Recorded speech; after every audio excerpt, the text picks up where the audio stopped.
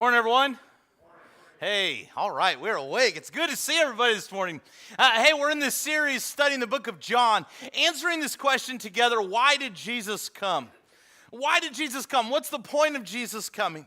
And the quick answer is, well, he came to save us from our sins. And I mean, that's what our kids downstairs are learning. That's what we, kind of teach. But there are more layers to it than just that simple answer. I mean, that's the most important answer, but there are more layers to it. And so far, as we've been in this series, if you're just jumping in with us this morning, we've talked about how Jesus is coming to bring change. He's coming to bring change and change the normal, change the expectation. He's coming to bring change. We've talked about how he's coming to bring this new authority to the world. And that's so far, it's just kind of been this Jewish rule, this law type of authority. And Jesus is bringing a new authority to the earth.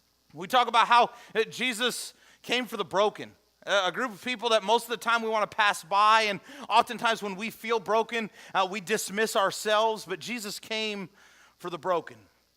Last week, we had this moment of worship because we recognized that Jesus came to be worshiped. He came to be worshiped, and that our lives should be a celebration, a moment of worship because of who Jesus is. Well, when we look at the life of Jesus, beginning to end, there is a quality, a characteristic about him that moves in every scene and situation that he's a part of. There's a quality about Jesus, the way that he handles himself, the way that he has conversations, the way that he treats others around him, that speaks a message within itself. And we can't fully answer the question of why did Jesus come to this earth without recognizing the quality that he lived with in his life. This characteristic of his life that we can't miss, because it is so opposite of what we oftentimes live with, but yet it's what he calls us to. That characteristic and that quality is humility. Humility, something opposite of what we often look to achieve. But it's what Jesus calls us to. I want to pray, and we're going to jump in the middle of this. And God, I'm thankful this morning for your church. I'm thankful that we can be here and celebrate your goodness. And Father, I pray this morning that no matter why we came, no matter why we walked through these doors, God, if we came with excitement, if we came because our spouse drug us here, Father, I pray this morning that your Spirit will grab hold of our hearts. God, if we have always checked out right around this time, I pray that you will help us to engage. I pray that you will pull our hearts in. God, I pray that we will recognize that following you is an adventure. It is a pursuit. It's not for the faint of heart. God, I pray this morning that the words that we learn together are not just words of information, but God, I pray that we step into this moment in history with you. We recognize how countercultural it is. God, and we don't just learn it, but we live it.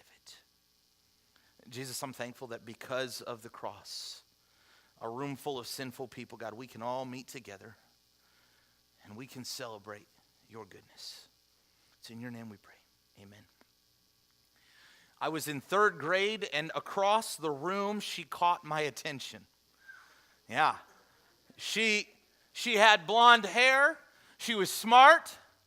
And she caught my eye. And so, like any mature third grader, I stood up and I walked across the room, and I decided that I was going to ask Renee Jaros out. I didn't walk across the room. Who am I kidding? All right, I went home one day and I wrote a note. Okay, yeah, took a piece of paper out, wrote a note. I wrote kind words about her, and then the proverbial check yes or check no found its way to the bottom. All right? And so I had great anticipation.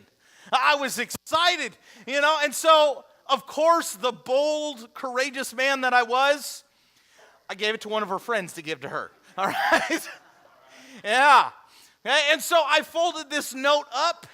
Check yes or check no. Will you go out with me? I don't know where we were going in third grade, but I wanted her to go with me, all right? And so I folded the note up, and I taped it, and I gave it to the girl who lived next door. Her name was Candace. I gave it to Candace to give to Renee. And so the next day at school, I am hopeful that she's going to return this note with great news. We come home from school, and I said, Candace, did you get the note back? No. What do you mean, no? And she said she would give it to me tomorrow. Okay, all right. I can wait. Patience, okay?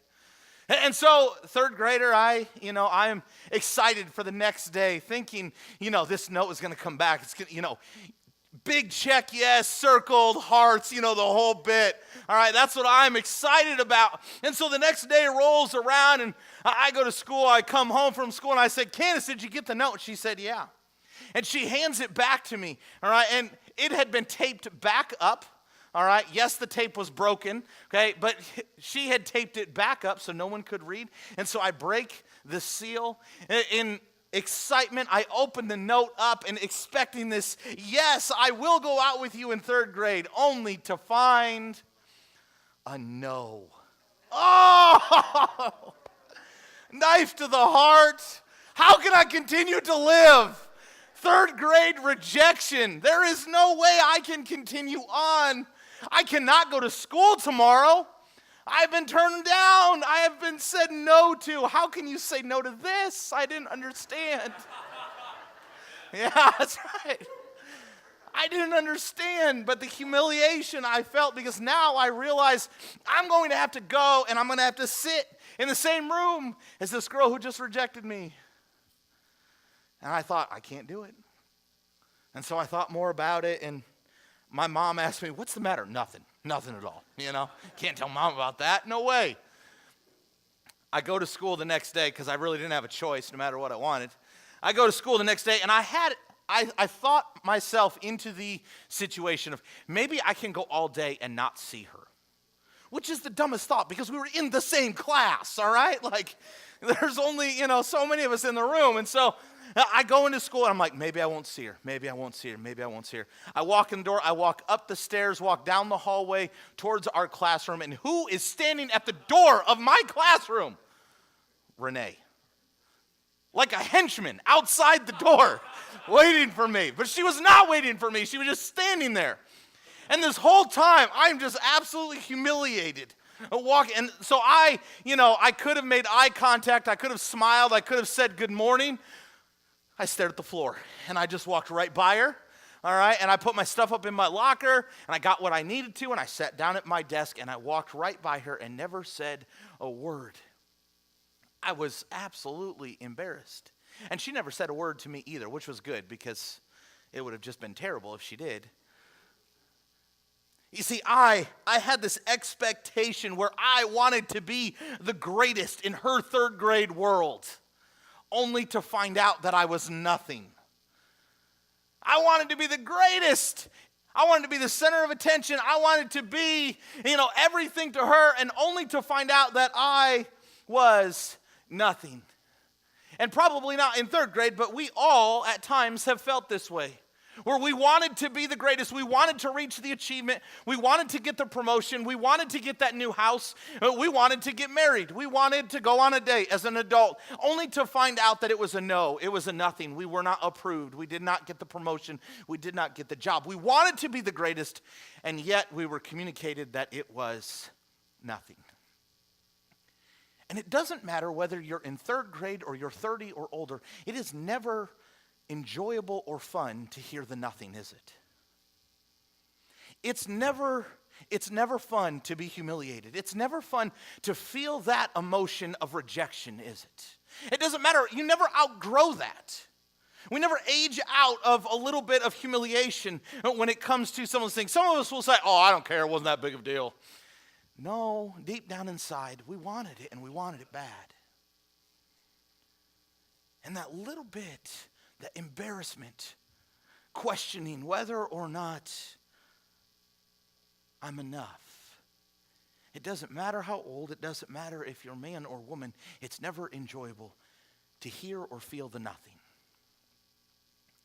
But yet, Jesus chose nothing instead of the greatest.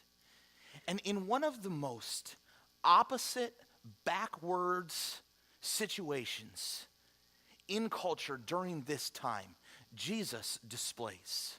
I don't know if there's ever a time when reading what Jesus chooses other than the cross where Jesus chooses something so opposite of the world than what he's going to this morning. I don't know if there's ever a moment where Jesus better portrays who he is and what he is about when it comes to the context of the world that we live in than in this moment this morning. Almost to the point that when we understand it, when we sit down at the table where Jesus is at, it is uncomfortable for us as well. Jesus sits down at a dinner table, and he would love for us to come sit down as well. If you brought a Bible, go ahead and open up to John chapter 13. It'll be on the screen. You're also welcome to look it up on your phone. John chapter 13. Jesus finds himself, he is with his disciples. He is hours away from being beaten. He's hours away from being put on the cross. Okay? And so as he is hours away from that, he knows how this is all about to unfold. As he sits down at this dinner table, his disciples, okay, the guys who are closest with him, they have just been arguing about who's the greatest. I'm the greatest. No, I'm the greatest. No, I'm going to sit closest to Jesus. No, I'm going to sit closest. Well, I'm the greatest because. And so there's this big power struggle between the disciples, this moment of arrogance when they are trying to, size one another up as to who is the greatest. And Jesus answers. And not just with his words, but with his actions, Jesus displays what he is and what he's about. John chapter 13, beginning in verse 1, it says this. It was just before the Passover festival. Jesus knew that the hour had come for him to save this world and to go to the Father. Having loved his own who were in the world, he loved them to the end. The evening meal was in progress, and the devil had already prompted Judas, the son of Simon Iscariot, to betray Jesus. Jesus knew that the Father had put all things under his power and that he had come from God and was returning to God. So he got up from the meal, took off his outer clothing, wrapped a towel around his waist. After that, he poured water into a basin and began to wash his disciples' feet, drying them with the towel he had wrapped around him. He came to Simon Peter, who said to him, "Lord, are you going to wash my feet?" Jesus replied, "You do not realize now what I am doing, but later you will understand." "No," said Peter, "you'll never wash my feet." Jesus answered, "Unless I wash you, you have no part with me." "Then, Lord," Simon Peter replied, "not just my feet, but my hands and my head as well." Jesus answered, "Those who have had a bath need only to wash their feet. Their whole body is clean. And you are clean, though not every one of you." For he knew who was going to betray him, and that was why he said not everyone was clean. When he had finished washing their feet, he put on his clothes and returned to his place. "Do you understand what I have done for you?" he asked them. "You call me teacher and Lord, and rightly so, for that is what I am. Now that I, your Lord and teacher, have washed your feet, you also should wash one another's feet. I have set you an example that you should do as I have done for you. Very truly, I tell you, no servant is greater than his master, nor is a messenger greater than the one who sent him. Now that you know these things, you will be blessed if you do them." Jesus flips things completely backwards. They're sitting down at the table. The meal is in progress, and we're introduced to this idea once again that it's right before the Passover festival, which the Passover was this Old Testament moment where God passed over certain places, certain houses to save those people. And so every year in the Jewish custom, there's this giant festival of life. They're celebrating that they have life. And Jesus is hours away from trumping this small little festival into something much greater. And as that is starting to take place, Jesus is sitting down at this meal, and he recognizes that a very important part of the customs during this day was not done. You see, a huge part during this time period was that a slave would come in, and he would wash, or she would wash, all of the feet of the people at the dinner table. It was proper for that to happen. Why is this such a big deal? Well, this moment, we can't polish it up. I mean, the disciples didn't just, slip off their Nike socks with arch support and be like, "Oh, there's a little bit of fuzz on top of my foot." No, these guys are walking around in sandals. All right, and they're walking on dirt roads in hot, dusty climates. Their feet are sweaty. Okay? If you've ever worked in the garden in flip-flops or Crocs or something like that, you come inside, you take them off, and you can still see the outline of your flip-flops or your Crocs. You got little dots of dirt everywhere. Okay, it's that times like 10. Because it's not just like the potting soil that's on their feet. It's the donkey soil. It's the sheep soil. All right, it's the dust of the ground and all of the dirt and grime, and it is caked in between toes, and it is up in the nitty-gritty of their feet. Yeah, it's gross, I know. And this is the lowest of jobs in the room. Like the lowest possible thing you could do to be in that room is to be the foot washer. And Jesus, as they are sitting there reclining at the table, recognizes this job has not been done. Now, every other person in all of humanity during this culture would call someone in and say, our feet were not washed. Which is probably what most of us would do as well. Like if there was someone that it was their job, we would say, you didn't do your job, you need to come and do your job. But Jesus walks over, he recognizes within the lowest position that this has not been accomplished. And he takes off his outer cloak and he picks up this basin, he puts a towel in his waist. And he walks over and he begins to move around the table. And he is holding their feet and scrubbing this dirt and this grime off each sweaty foot of his disciple. And it is uncomfortable. And it's not the way it's supposed to be. And he gets around to Peter.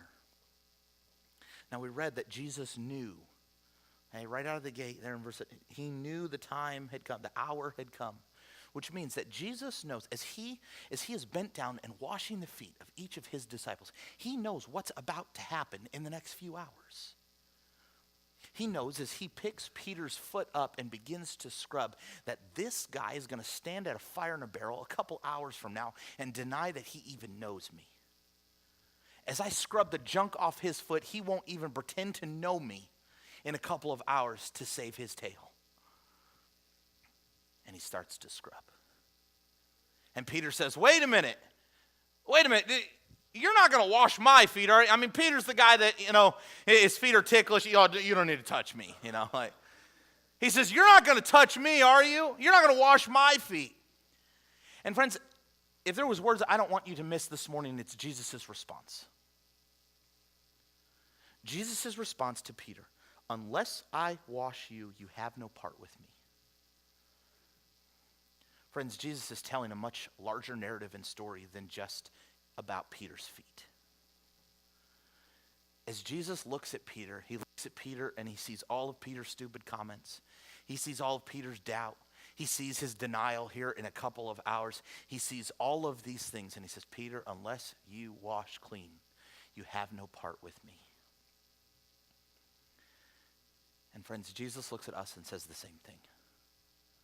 Unless you wash, you have no part with me. You see, there is a cleansing of our soul and our heart that Jesus demands and calls us to. And oftentimes, like Peter, because it's a little bit uncomfortable, or it's a little bit different, or it's a little bit weird, we don't want any part of it. And again, if there's words that I don't want us to miss, it's Jesus' response to Peter. If you don't wash, you have no part with me. Not only does he know Peter, he knows Judas. Judas is the guy that, we read, is infested with Satan. He's one of Jesus' disciples that has sold Jesus out already for a piggy bank of change. And this guy, Judas, he sits at the table, which is why Jesus says, most of you are clean, but some of you are not.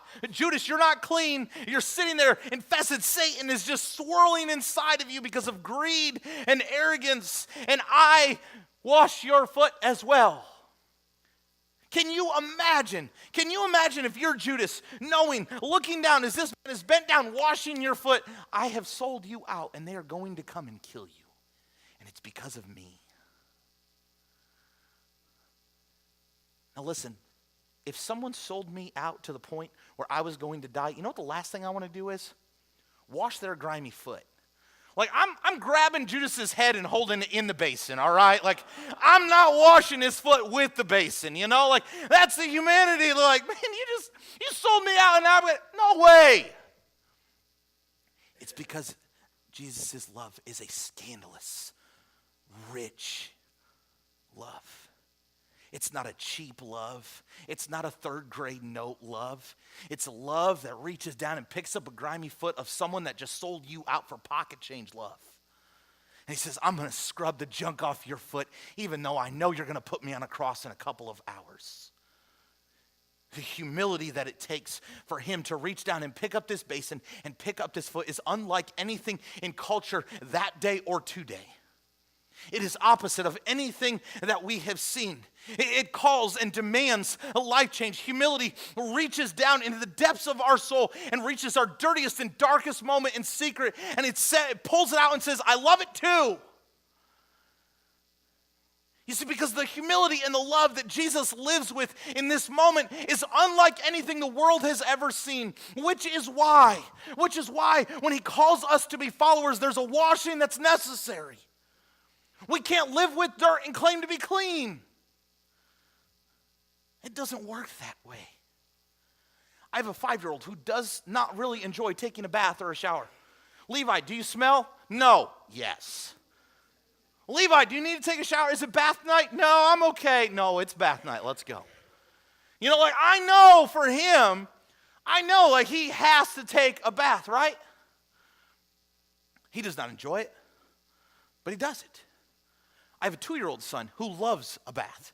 All right, we get home from school. He wants to get in the bathtub. He loves a bath. Like he would just live in the bathtub. All right, bath? No, it's not time for bath. It's not even dinner yet, Jack. It's not time for a bath. Like, it's not bath night. You know, we're not doing this. Bath. You know, and he's at the stage where he just screams everything he wants. So he screams bath at us. We're like, no, not tonight. You know, but when he is in the bath, he loves it. All right, he loves it. He's swimming, all right, lays down, splashes all over. Jack's favorite hobby in the bath is to grab a cup full of water and dump it on the outside of the bathtub. It's great fun. Yeah, it's a blast. It's good. Hey, his mom and I don't enjoy that. It normally ends with the cup going in the sink behind us. But he loves the bath. He loves it. He loves the freedom of it. As soon as Jack learns it's time for a bath, clothes are going off. They're flying every which way. All right, he's doing something with his diaper, trying to get out of it. We're like, calm it down, bud. All right. He loves a bath. He loves the freedom of the bath. And as he's in that water, he's enjoying every minute of it. And I wonder where it is that I and we have lost the same excitement and exuberance for the cleansing that Jesus brings to us. Where is it that I have lost the excitement and the freedom that is found in washing my old self away and living in new freedom? Where is it now that there's this giant fear of surrendering our lives and being baptized into something new? What would it look like if we lived with the same exuberance of 2-year-old Jack when it came time for Jesus to wash our old away? Jesus looks at his disciples after he's done. He sets them down. He puts his cloak back on. And he says to them, he goes, you don't realize what I've done. You will soon. You don't realize the magnitude of what has been done, but you soon will. But here's what Jesus does tell him. He says, if you want to be a follower, if you want to be my disciple, you must live with a towel and a basin in your hand.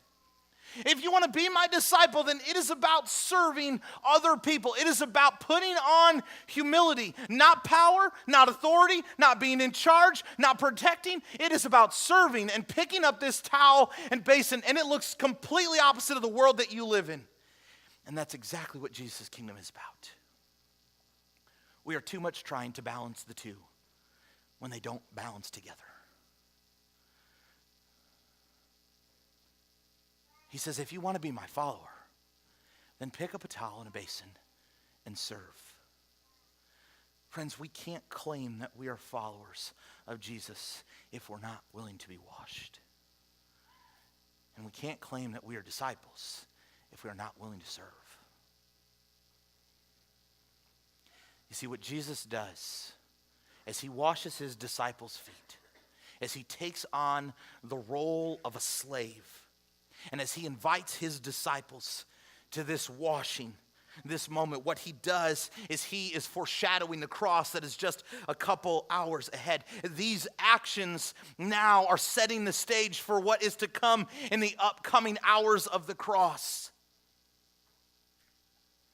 The dirt on their feet, as gross as it is, the dirt on their feet and the dirt on our feet pales in comparison to the dirt on our souls. And the truth is that Jesus is willing to wash both. Dirty feet here? This is just the practice run for dirty hearts in a couple hours.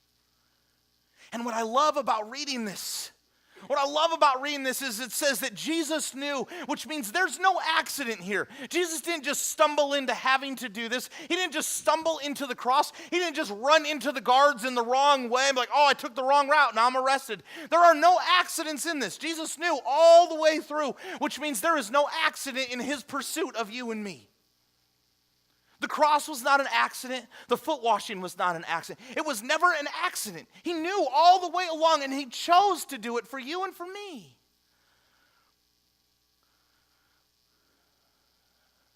It was a choice of humility. And you and I, we are forever washed clean through the humility of Jesus. Remember Peter? Peter finally does realize this. A little bit later, he writes in 1 Peter chapter 5, he says, humble yourselves, therefore, under God's mighty hand, that he may lift you up in due time. Cast all your anxiety, all your worry on him, because he cares for you. Peter, the guy that says, no, I don't want anything to do with it. No, I want to walk the line. No, I want to just be around the table. Peter finally comes to understand, listen, if this life is going to work, I've got to humble myself before Jesus. You see, for a while, Peter, he believes that if I just live in proximity of Jesus, if I just sit around the table, if I just show up when Jesus wants me to show up, then I'm good. And there's a lot of times we fall into that trap. If I just live in proximity to Jesus, if I just show up in a building once a week, if I maybe take communion every once in a while, if I just spend enough time in close proximity of Jesus' people, then I'll be good. And Jesus says to Peter, in all humility, as he is scrubbing his feet, Peter, unless you wash, you have no part with me. This morning, friends, have you washed your soul in Jesus? Are we still trying to play pretend and just live in proximity where it's comfortable and I can try to balance both? Have we washed our souls in Jesus? Have we turned them over? Have we made a decision and said, I'm in. It's not about me. It's time that I pick up my basin and my towel and I get to work. Have we surrendered our lives? Have we been baptized? Have we been washed and cleansed in who Jesus is? Have we recognized the greatness of God as he sends his son to the world for you and me? Or are we stuck in the proximity game where it might be a little bit uncomfortable, so I don't want to do it? And in the black and white of Jesus' words, unless you wash, you have no part with me. Friends, I believe that this morning or this week or next Sunday that there is a time for washing that needs to take place. There are some of us that we have been living in proximity, and Jesus is calling us to wash. We've been balancing the comfortable and trying to hold on to both, and it's time to wash. There's some of us that we have secrets that we've never turned over and we've never surrendered, and I believe that it's time to wash. It's time to get rid of them. It's time not to carry the dirt of our life anymore, but to live in this free life that Jesus offers us. About 5 or 6 years ago, I knew of a couple people in the church that were down in Columbia in the hospital. And so myself, I took one of our elders, and we went down to the hospital to do some hospital calling. And I had never done any hospital calling before we moved up here, and so Tim, who just left, he kind of taught me how to do that. And so I go down there, I've got one of our elders, and one of the guys that we need to go and visit, I'm just going to call him John for this morning. I knew I needed to go and visit John. I didn't know John. John did not know me at all. We'd never seen each other. We had never met.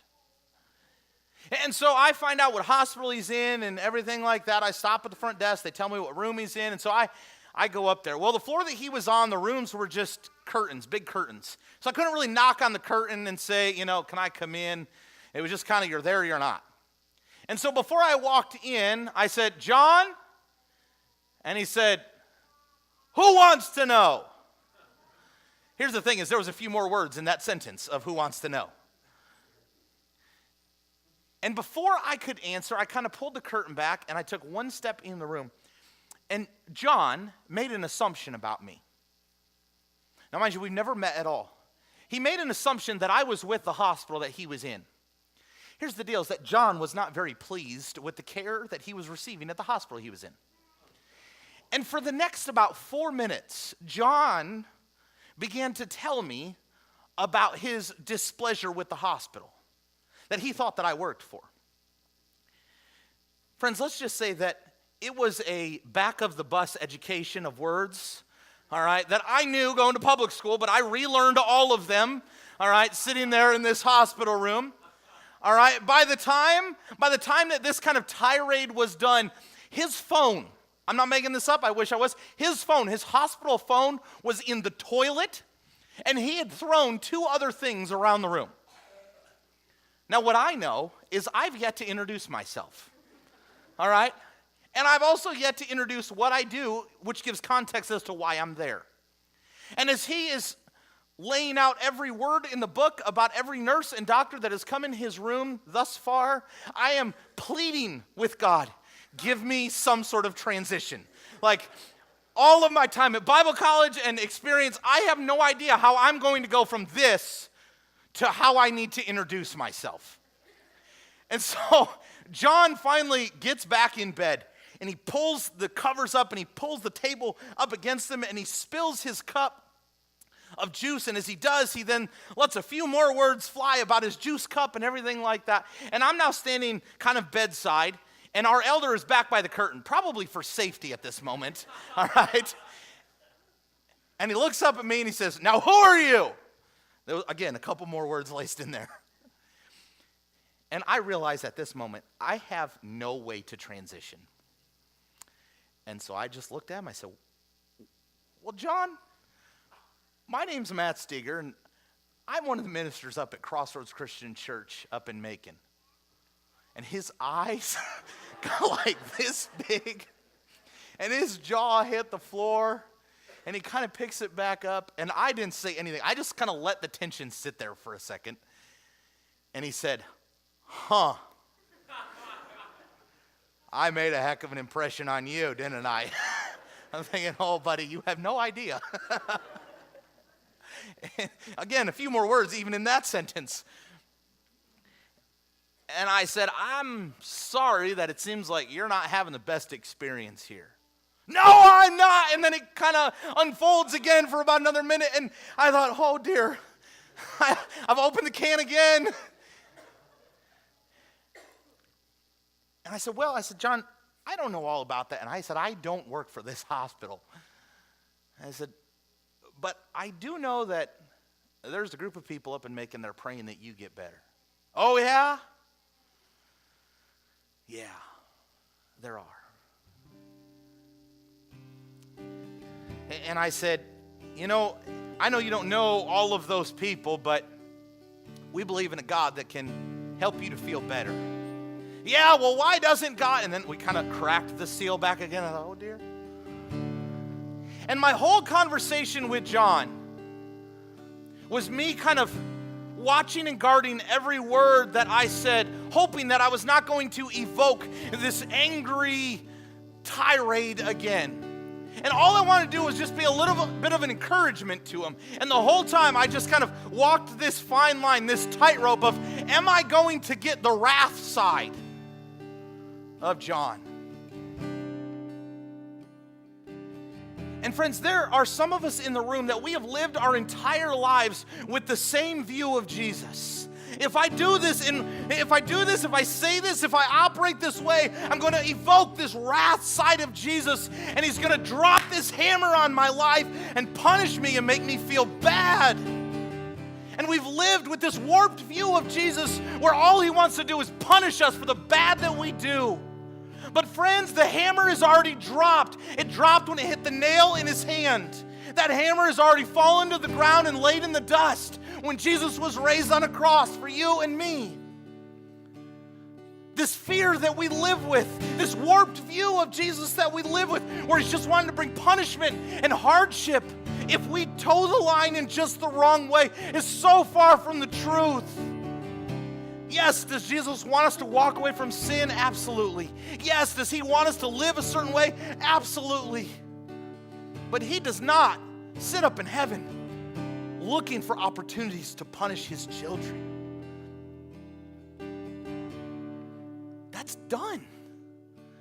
That punishment was paid for. And what Jesus asks us to do is to come and wash clean of what we've done. The punishment was already taken care of. He just invites us to come and wash. To come and let go of the dirt that is on our souls and is on our hearts and is in our minds. And to run after him. And so this morning, there's some of us, we need to let go of the hammer that we are living in fear of. And we need to wash. There's some of us this morning that we need to recognize the dirt on our hearts and our souls and say, all I've been doing is towing this line of hoping I don't get God mad at me. And this morning, come and wash and recognize that Jesus already did all of that for you. There's some of us like Peter this morning where we're just trying to kind of live in proximity and live in the comfort, and Jesus says, come and wash and be a part of me. And there's some of us deep down inside, we can resonate with Judas because we've sold Jesus out because of things that we have wanted. And guess what, friends? Jesus washed his feet too.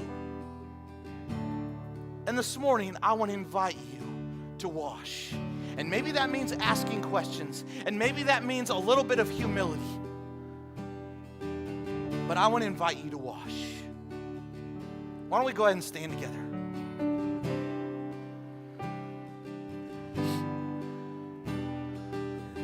We're going to worship and we're going to sing. And it's a time of reflection. It's a time for us to just kind of look at where life is and what Jesus has done for us. And for some of us, we've maybe been washed. We've just left the towel and basin off to the side. We've been baptized, we gave our lives to Jesus, and we've yet to pick that up. And if that's you this morning, then I want to challenge you to pick up your basin and pick up your towel and begin to serve people. Live opposite of what everybody expects. But I know this morning that there's some of us that we can't pick up the basin and the towel until we've gotten rid of the dirt in our lives. Until we've turned our lives over, until we've gotten baptized and washed. And this morning, that's what I really just want to challenge you with. To come and wash. Next week is Easter, where we celebrate life. And I would love nothing more. If you maybe are not ready, maybe you think, well, Matt, I kind of maybe did that as a kid, or I was kind of sprinkled as a kid. My parents made the choice for me. I grew up in a different church, and I don't think that I was. And I said a prayer, and Matt, I don't know about what this is. And if that's where you were at, here's what I would love. I would love as we sing, I'm going to be over here on the wall, and I would love to just hear your name and have a conversation. And I would love on next week, on Easter, when we're out in the big room, I would love to have a big celebration of washing. I would love for us to just celebrate lives being turned over to Jesus and choosing life. And what that means is for some of us, we need to choose the washing. I need to choose Jesus over what this world expects. As we worship and as we sing about the greatness that God is, I would love to chat with you. We're not going to figure it all out this morning, maybe. Maybe we are. But it begins with us taking a step in humility, recognizing my life is about Jesus. He's already taken the punishment. It's time for me to wash. Let's sing together.